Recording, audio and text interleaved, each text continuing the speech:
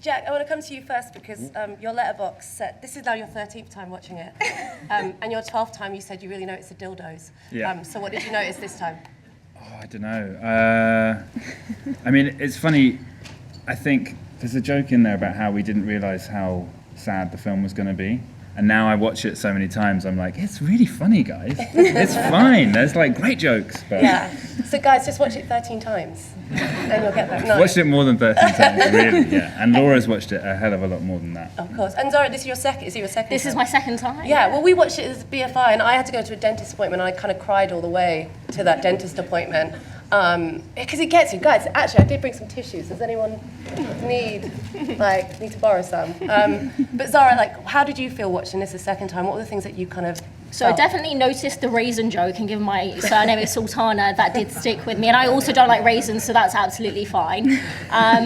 There were really moments that I didn't recall as well and as vividly, but what stuck with me really is how this is a human portrayal of Amazon workers, and in particular Amazon workers in Coventry are incredible. They were the first in the UK to go on strike, and the story of Aurora is a story that I hear all the time, and it's just incredibly powerful to see that depicted on the big screen.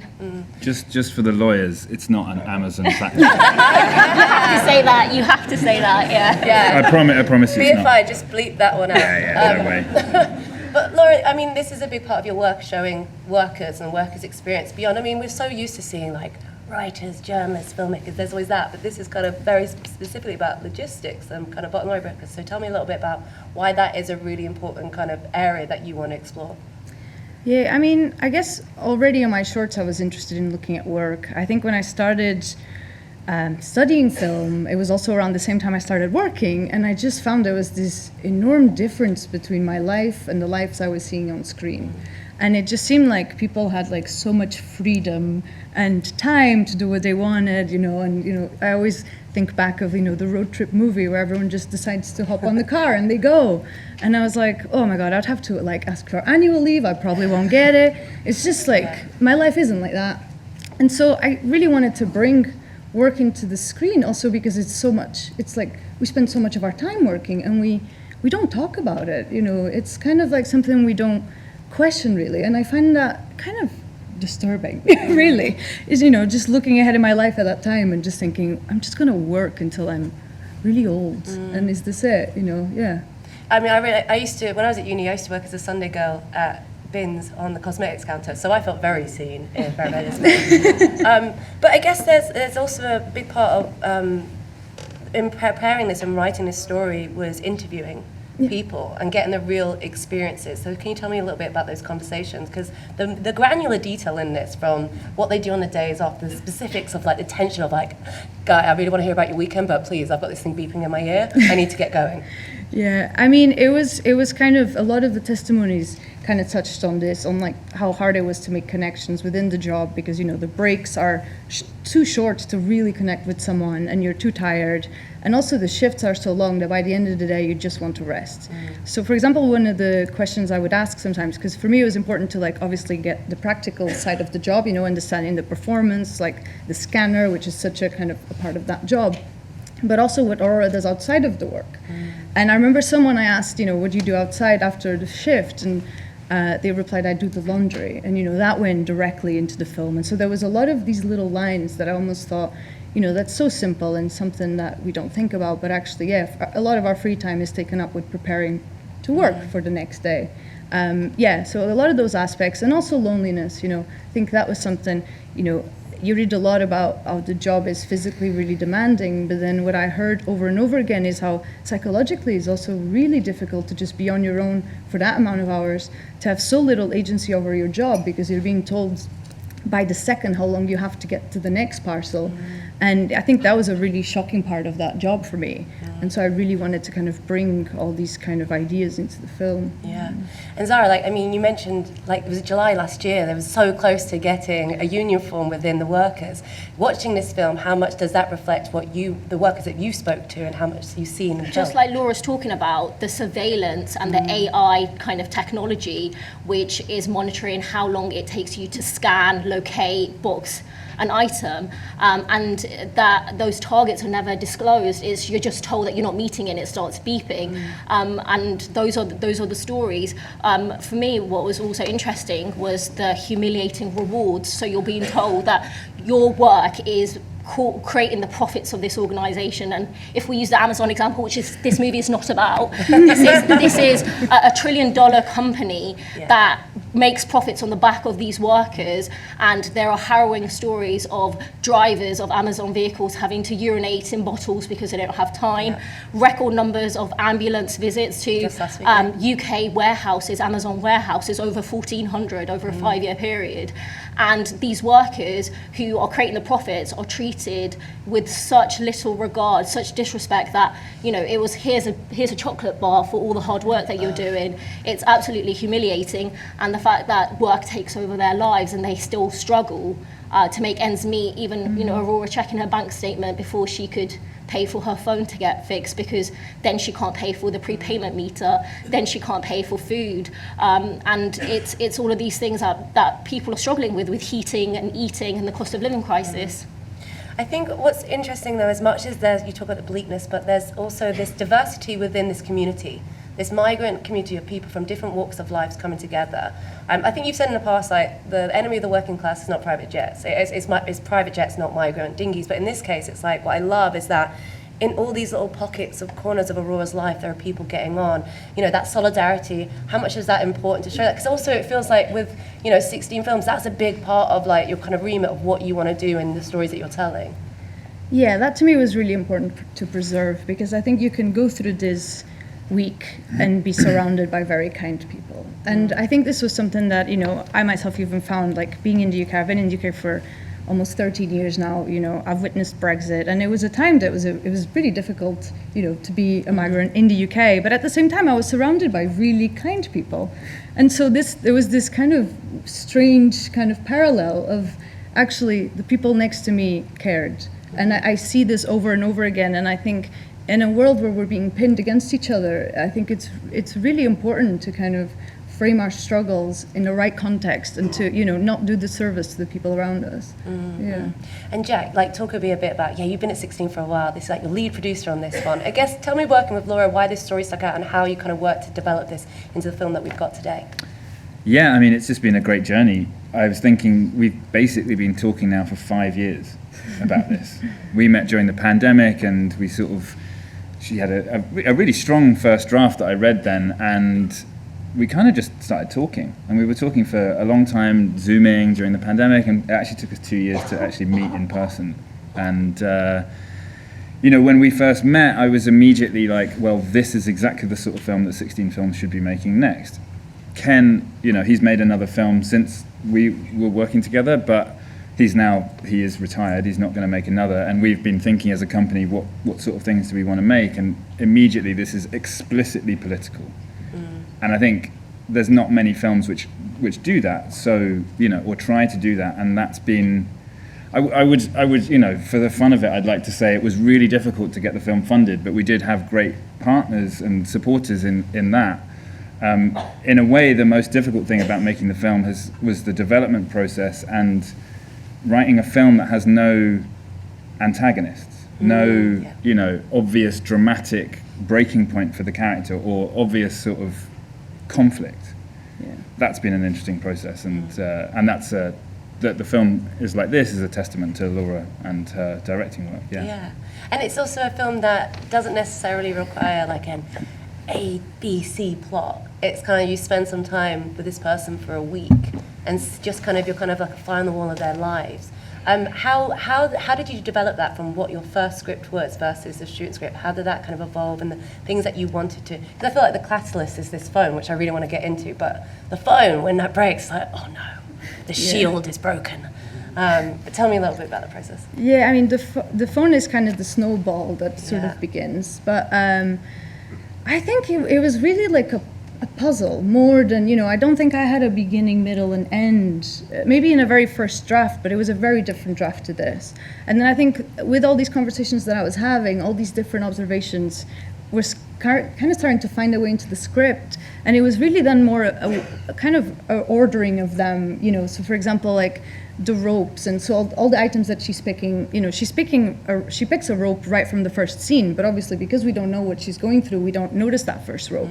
And then it's only later that we start giving associations. So it was almost like the writing was really kind of almost trying to keep an eye on this like accumulation effect of like the thoughts that we've been building and how they're kind of adding up, more than this causality of like the character goes on this journey and this happens in the middle and this happens at the end. I just don't think, I really like to try and like not stick to that whole like character's journey. I don't like that. And it, sorry. No, well, you know, Laura's introducing a film, Chantal Akerman thing later on, and like anyone, there's lots of kind of correlations between it. Talk to you a bit about kind of Aurora as a character and how she's kind of in conversations with some of the films that would kind of influence this film. Yeah, I mean, she's kind of a John Dielman and a Wanda, and you know, there's so many like female characters from films that were kind of companions really to Aurora. I think, you know, like obviously Jeanne Dielman was a big influence, also visually, because, you know, we kind of get an insight into her interior life really through the routine and kind of day-to-day actions. And this to me was really important to try and bring into this film, because I think they kind of conceal a lot. And Chantal Akerman does that brilliantly. So, you know, I feel really inspired every time I see one of her films. And in terms of working with Joanna, I mean, Joanna was just brilliant. I won't take credit for her acting. Yes. And I knew from the beginning that with the first film, I was going to need, you know, an actress that could help me as well and, you know, and be a collaborator. And Joanna just had this, like, straight from the first tape, she had this, like, quietness, but also at the same time really transparent, you know, kind of gave her entire game away to the camera. And so, it's all her work, really, she's amazing. Laura knew straight from the first tape, and yet she still made us watch all 600 other tapes to find the right person. And I was like, thanks. Well, for any actors in the room, that's really heartening. Like, we did it, I've been seen. Yeah. I want to ask about the image of the box falling, it's just the powerful image. How long has that been sitting in your head, creating that, like from the beginning? How did you do it? Okay, so a few different questions there. So it came from research. You know, I was finding a lot of these boxes that warehouse workers would sometimes film that created this effect and kind of got stuck and people found them funny, so they filmed it. And immediately I was like, I want to bring that into the film. Technically, it was really hard to do. So it's CGI, and we actually have the person who did it in the audience. Well done. Will Anderson. He performed the box. Wait, you were the box? Good mocap. Oh my goodness, that's great. There's also another little tiny Easter egg, which is one of my other favourite things about the film, is there's a little picture of my cat on the box. And it's obviously I'm the only person that knows that, apart from Laura and Will. But we're going to open it up to questions, so please, if you have one, put your hand up early. But Zara, I guess I'm really intrigued what you think. I mean, cinema is such an empathy machine. It has the power to change things. You're a politician, like, art is political. How much do you think a film like this can really affect, not just people in the world, but even inside government? Because I know you've always been someone to hold the government to account, even the one that you're in. So, like, what does this film mean to you? I wish good films like this would change government priorities, but let's be real, it ain't gonna happen. But I definitely think the whole front bench should watch this. I think the Tories should watch this. I think everyone should watch it. In particular, I think of previous films made by 16 and Ken Loach, I, Daniel Blake, and The Old Oak. I was sobbing throughout both, and they speak to the political reality in this country, the economic crisis, and, you know, given the fact that there are reports of further cuts to be made to disability benefits, those stories unfortunately speak to the reality today. And I think it's really important that there are political films. Art transcends so much, and it actually relays really powerful messaging. So I think important, and also I want to add, like, working class stories are really important.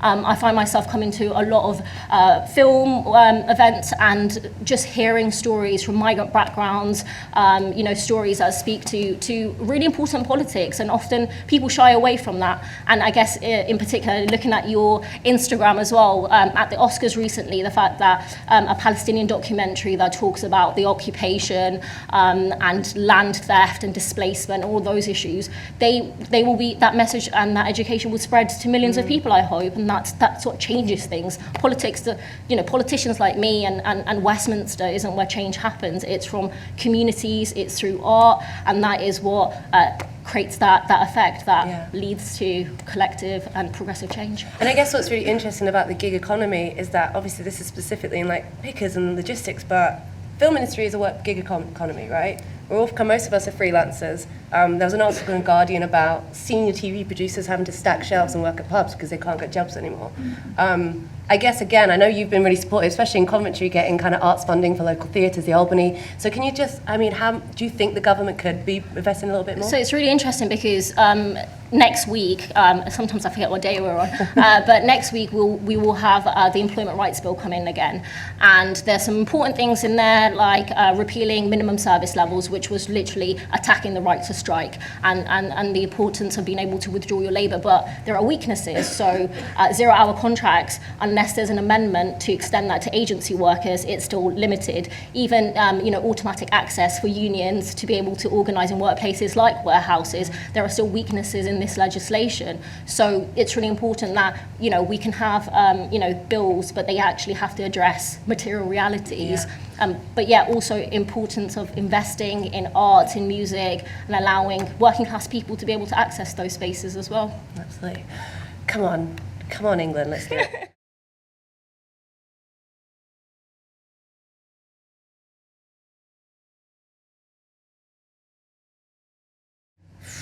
I mean, It had antagonists in the first draft of the script. Sorry. that was sort of what happened. We developed it through the BFI, and we developed it along the way, and then we got to a point at which we were financing it. So you feel like you hit a point, and then you're like, okay, now give us the money to make the film. We got the money to make the film, and then Laura. This surprised me as well. So I was not informed, although that was a thing. She did a draft after we got the money that just stripped everything out. And it was like, I respect it, but I freaked out. And so everyone just went along with it. And I think really, those funders, obviously they support great writing and development, but the key thing, I think, is supporting writing, directing talent. So Laura's track record of short films was strong enough, and everyone was like, okay, let's get on board and support this filmmaker. And the other thing to say is it's entirely soft money. There's no commercial aspect to the film. It's BFI, BBC, Screen Scotland, ICA, which is the Portuguese fund, and the tax credit. So there's not really a commercial incentive to make a smash hit. The release is going to be small. We want to get it in front of as many people as possible, but that's not the key thing. And I think the other thing to say, which helped us massively, is that Laura is Scottish, she's British, she's European, she's Portuguese, and so it was a co-production. And actually the first big chunk of money came from Portugal, and their system is different, so we got that in, and that helped everyone else sort of feel positive about the project and move it forward, yeah.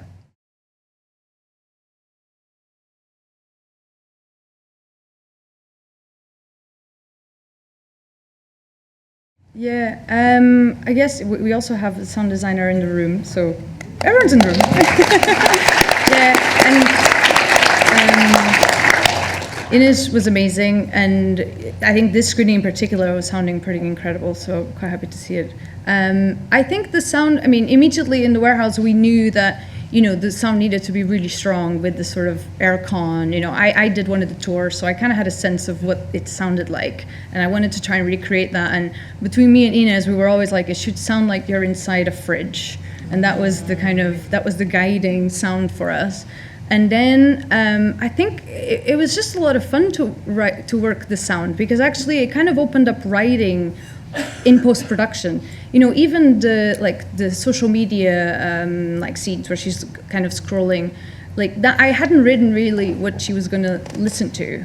And then when we started working, I realized how much information it was going to give about Aurora. It was kind of, I was trying to like remove all this information about her, and all of a sudden now I have exactly what the algorithm is targeting her in audio. And so even that kind of required rewriting, and that was all through sound.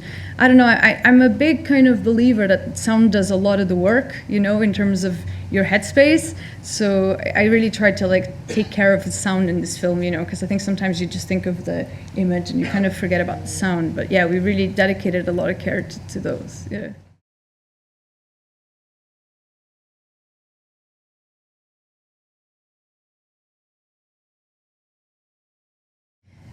Well, I moved to Scotland 13 years ago, and I've been living there ever since. So it felt like the place that I could write about. And obviously, also with my own experiences being a Portuguese migrant, I knew that I could write a Portuguese character. So it was really like, I want a first film that I can feel like I have agency, over like the space that I'm writing about and the character. So I think, yeah, Scotland became the place. It was almost a way of like, I don't know, compiling all these different characters that I met over the years into this film somehow. And yeah, and I really love Scotland, and I love my time there, even if it was a time when I started working and, all these other crises began.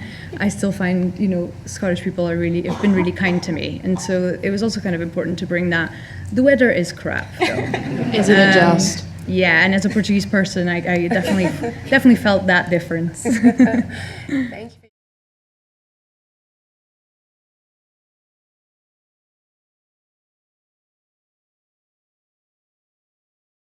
Yeah, so it was a collage of about 6 different places, the warehouse. It's not all one.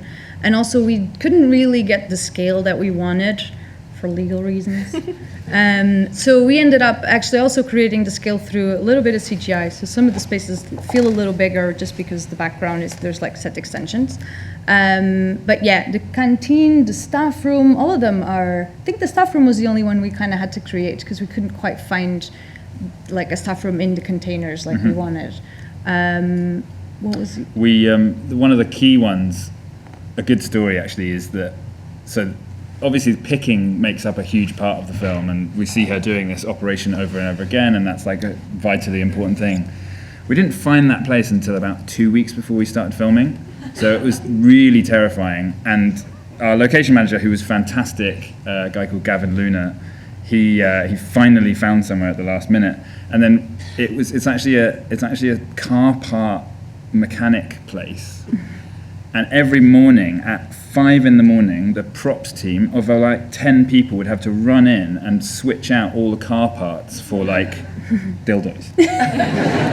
and so I'm glad that you asked how we built it, because we didn't build it. We like had to do all of this location work and pieced it together. But there was always a strong sense that Laura, we didn't necessarily have to have a big grand room and like all this scale all the time, because you're so intimate with her on the journey, and it kind of works, I think. Yeah, and the corridors they're kind of the same, so we kind of shot in about 2 different corridors, but I knew from the locations I had visited that we would get away with it because the corridors are the same, Yeah.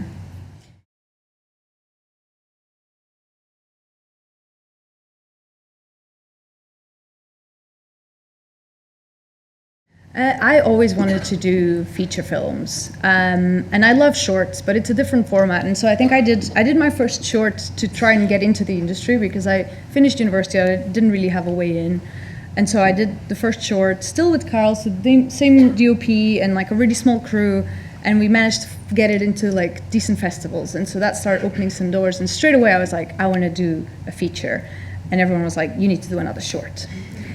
And so I was like, okay, I'll do another. So then did The Shift, but throughout already the making of The Shift, I was writing this film. I was dead set on wanting to do a feature. All the films that I love are a lot of them are features. So I was like, I really want to do it.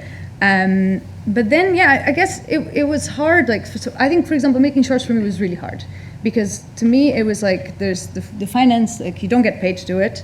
So it was years and years of like having a side job and trying to do that. And this was the first one where I actually had to quit my job for. And it wasn't an easy thing to do, you know. Like Jack was like, "You cannot keep that job any longer," and I was like, "Ugh."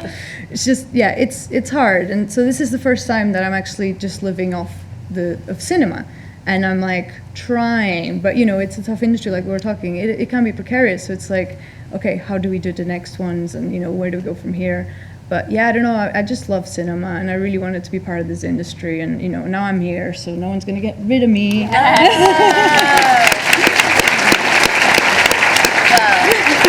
That is a perfect line to end on. Thank you, Laura, Jack, and Zarah. Please, everyone tweet how much you like this film, and get everyone to watch it. And post on your letterbox. Yeah. And talk about dildos. I mean, we'll get more likes. Thank you. Please put your hands together again.